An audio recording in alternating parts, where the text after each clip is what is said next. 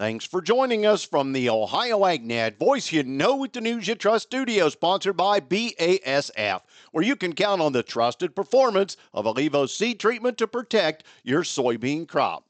Well, crude oil futures hit 5-month lows on Friday, October 10th, after U.S. President Donald Trump threatened a massive increase in tariffs on China as the Chinese government restricted rare earth exports. So far this year, the Trump administration has levied punitive trade tariffs averaging over 50% on Chinese imports, while China has responded with retaliatory tariffs averaging just over 30% on U.S. imported goods. China is the world's second largest oil buyer. One of the policies that they're calculating now seems to be at a massive increase of tariffs on China's products coming into the United States. Trump wrote on his Truth Social platform. The announcement sent the New York MEX WTI futures contract below the key $60 a barrel psychological support. The U.S. oil benchmark for November delivery closed down $2.61 at $58.90 a barrel.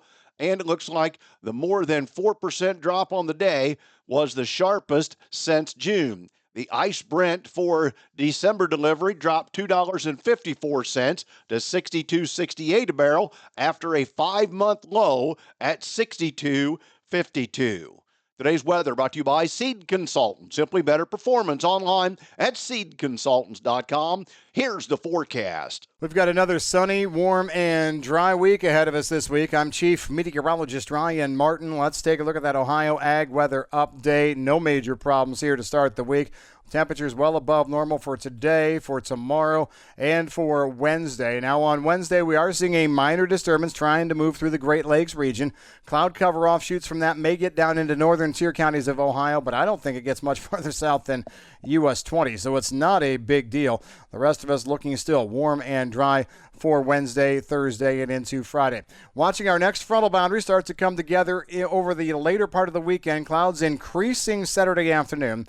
Overnight Saturday night through Sunday, I think we see a round of rain and maybe a few embedded thunderstorms. But rain right now looks like it's going to be 1/4 to 1 inch with coverage at around 95% of the Buckeye State. I think all of us have a good shot at rain as we move into the later part of this weekend. But by Monday morning, sunrise Monday, it's gone. And we see sunshine coming back. Temperatures holding in at above normal levels for Monday, Tuesday, and early Wednesday. We do see another frontal boundary, not precipitation, but just a shift in winds, bring us some cooler temperatures for the middle of next week, Wednesday the 22nd, Thursday the 23rd. Then we warm right back up to go into the end of next week. That warm-up may trigger a few scattered showers and setting us up for a significant cool down for the weekend of the 25th and 26th. Overall, though, not many problems when it gets to harvest weather. I'm meteorologist Ryan Martin. And thanks, Ryan. Joining me is Rudy Pitzer-Perry, Regional Vice President, Ag Lending, Farm Credit Mid-America. Well, Rudy, Farm Credit Mid-America is also a supporter of Ohio corn and wheat. Why is it important for your organization to stand beside and support groups like Ohio Corn and Wheat Growers Association? For us, we want to make sure we're supporting the other groups that are also representing our customers. And corn and wheat, and soy, the commodity groups, we really want to make sure we are supporting them. We are standing with them because we advocate for things together on the Hill sometimes too to help positively impact our growers. Anything we can do to help have a positive impact on those customers we represent. And we see a lot of your signage and things at the Ohio State Fair supporting young people and helping them to understand there is a future for you. We're here to help the risk and have the conversations as they need to happen. Yeah, for sure. We put a huge emphasis on youth investment to help people understand where ag is, where their food comes from, but also hopefully get more youth involved in agriculture and hopefully that lasts and get them into ag as a career as well. Rudy, how do we get a hold of your folks? It's www.fcma, just like farmcreditmidamerica.com. And if somebody doesn't know their local office, you can look that up there. And I mentioned our Apply Online program. You can even go on and apply for a loan online. So anything you may need. FCMA.com. Rudy Pitzer-Perry, Regional Vice President, Ag Lending, Farm Credit Mid-America. Thanks, Rudy. It has been a dry couple of weeks in central Brazil. Between September 24th and October 8th, very few showers were recorded in the region and mostly around the Amazon rainforest. However, over the last couple of days, showers have been dotting the region and are in the midst of becoming more scattered across the region, something we typically see for mid-October. This would normally be a very late start to the wet season in central Brazil. However, in the September 21st to 23rd timeframe, a front slowly pushed through the region, bringing about 1 to 3 inches of rainfall. Some would count that as the official start to the wet season rain. Others would cite that it was due to a front and not the monsoonal type of flow from the north that brings in more moisture and leads to widespread pop-up showers. But because of that early rainfall, producers there got out and began planting in earnest, and the dryness that followed made progress go very quickly. Without showers to dodge, producers got a significant head start in soybean planting. As of October 3rd, the state of Mato Grosso, Brazil's largest producer of both soybeans and corn, recorded 15% of their soybean planting had been completed, a vast increase from the 5-year average of just 6%. That number is likely to run well ahead of normal pace for the rest of the planting season that occurs through the early part of November, and with the rainfall now starting to increase like it usually does this time of year, early growth should be on good footing. Just because the rains are returning does not mean they will have even supportive growth. These rains are always scattered, sometimes missing acres for several weeks at a time before hitting them every day for an extended period. That variability may still disrupt growth patterns, especially for those early planted soybeans. If they do not find the showers to be overly widespread, that could still be a need to replant. And the recent launch of Nebraska's Trailblazer pipeline, marking the first shipments of captured CO2, is a game changer for American agriculture and energy. This milestone proves that carbon capture and utilization isn't some distant dream.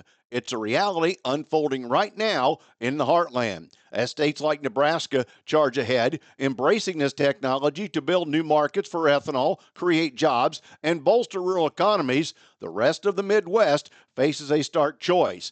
Iowa, in particular, stands at a crossroads with the Summit Carbon Pipeline. Approving this project isn't just smart policy, it is essential to safeguarding the livelihoods of farmers and the future of ethanol production. The American Soybean Association expressed concern following reports that President Trump has canceled his planned meeting with Chinese President amid escalating trade tensions over rare earth mineral restrictions. ASA President Caleb Ragland, a soybean farmer from Magnolia, Kentucky, said ASA is extremely disappointed that the planned meeting at the end of the month between President Trump and Chinese President is canceled as of now due to the recent actions of Chinese government to further restrict access to rare earth minerals. ASA was hoping that these upcoming talks between the United States and China would lead to a deal that would restore U.S. soybean exports to China, traditionally soybean farmers' largest export customer by far. Trade wars are harmful to everyone, and these latest developments are deeply disappointing at a moment when soybean farmers are facing an ever-growing financial crisis. ASA hopes that the talks can be put back on track and restore markets and trade relationships. Back with more after this. Whether you're in the fields or on the farm, creating a safer work environment has never been easier. BWC's safety consulting services are included with your policy premiums and offer training and education for everyone in your farming operation. It's always the right time to make safety a priority. Visit bwc.ohio.gov or call 1-800-644-6292. The Ohio Bureau of Workers' Compensation, here to help you work safely. Think biodiesel is just another fuel? Think again. Biodiesel is Ohio innovation on the move. Clean, green, and built to keep diesel engines running strong. It's an engine booster, a soybean supporter, and an environmental champion all in one. Every gallon reduces emissions, strengthens Ohio farms, and powers your ride. Drive with purpose. Choose biodiesel. Learn how at soyohio.org. Today's market analysis is brought to you by the Louis Dreyfus Company, excited to be building the newest state-of-the-art soybean crush facility in Upper Sandusky, Ohio. For marketing information of your beans to LDC, call 574-566-2113. Here's Ryan Martin. Grain markets were sharply lower on Friday. Beans down double digits, 14 to 15. Corn down anywhere from 4 to 5. We saw bean meal and bean oil down. Wheat markets were down anywhere from 6 to 9 cents overall. Livestock markets had cattle bumping up a little bit, but on this grain market equation here, we've got a lot to kind of sort through. Now, over the weekend, we heard that early calls were going to be probably down on beans and corn and wheat, maybe down 3 to 5 on beans, and corn and wheat maybe 1 to 2, but that changed as we went through the last night and overnight. Some of the talking points that we heard about was that maybe the story that everybody got up in arms about on Friday wasn't quite right. Here's what we mean. On Friday, the president was reacting to notes from China about rare earth exports, and President Trump then created a firestorm by stating that China would face 100% tariffs. But over the weekend, it was noted that maybe he and his team might have misinterpreted the message from the Chinese. The macro market started very strong last night, indicating that maybe threatened tariffs will not or never happen. Now, there's not a lot of bullish thought in all of this right now, but we're going to have to watch how we come out of the overnight trade and into the day trade. Maybe there's a little bit of a bounce because, without the tariffs coming immediately, or if somebody eats crow, the big drop that we saw on soybeans last Friday was probably way too much. Again, all of this is conjecture. What happens through the day today? Where do we close as we move through this afternoon? Still a lot to be determined. And other markets are somewhat range-bound. Corn is definitely range-bound. Wheat still stinks overall. So it's not like I'm saying, hey, it's going to be a great day, but some of the bearishness, some of the negativity that really fueled the Friday move may get negated here in the next 5-10 hours or so. I'm Ryan Martin. And thanks, Ryan. We'll have the overnight figures after this. Attention construction pros. Purple Wave Auction brings quality equipment to your fingertips. Join our bi-weekly online auctions featuring dozers, excavators, loaders, and more. We provide detailed listings, photos, and seller contact info. Inspect online or in person. With our no reserve policy, every item sells to the highest bidder. Visit purplewave.com today and see why informed builders choose Purple Wave. Transparent processes, real deals, your next great purchase awaits. purplewave.com. Today's market is brought to you by Seed Consultants. Simply better performance online at seedconsultants.com. Overnight at the open, December corn up 1 3/4 at $4.14 3/4. March up a penny and 1/4 at $4.30 1/4 cent. The May up a half at $4.38 1/2. November new crop beans up 2 1/2 at $10.09 1/4 cent. January up 2 3/4 at $10.26, and March $10.40 1/4 cent, up 2 3/4. December wheat, if you still have it, up 2 1/2 at $5.01. July new crop $5.41, up a penny and a half, carried in on out till September, and your $5.55 1/4 cent, up 1 1/2. In livestock at Friday's close, October cattle up $3.45 at $238.47. December up $2.62 at $242.52. February $245.40, up an even $2. In lean hogs, October unchanged at $97, December down $32 at $84.02, February down $37 at $86.30. November feeder cattle closed up $1.85 at $375.90.